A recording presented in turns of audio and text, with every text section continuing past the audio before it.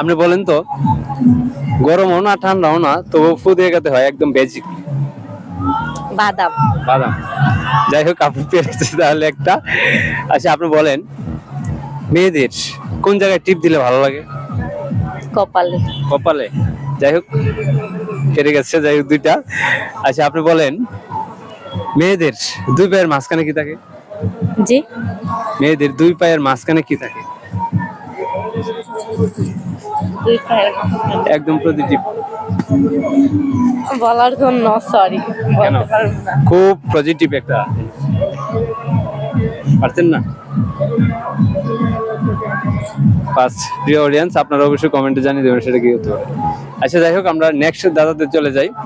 আচ্ছা, আপনি বলবেন, এমন কোন জিনিস যেটা ছেলেদের দাঁড়িয়ে থাকে, মেয়েদের ঝুলে থাকে? ছেলেদের দাঁড়িয়ে থেকে মেয়েদের ঝুলে থাকে চুল। চুল। কিভাবে?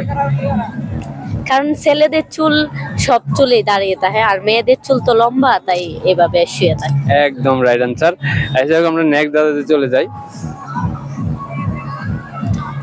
আচ্ছা, আপনি বলেন, দুধের উপর কি পড়ে? সর। সর পড়ে? জি। আসলেই? হ্যাঁ। সেটা কিভাবে? দুধ ঝাল দিলে মানে উপরে একটা সর পড়ে, সেটা কিভাবে? অল্প অল্প আগুন দিয়া মানে সেটা পড়ে। যাই হোক, রাইট আনসার। রাইট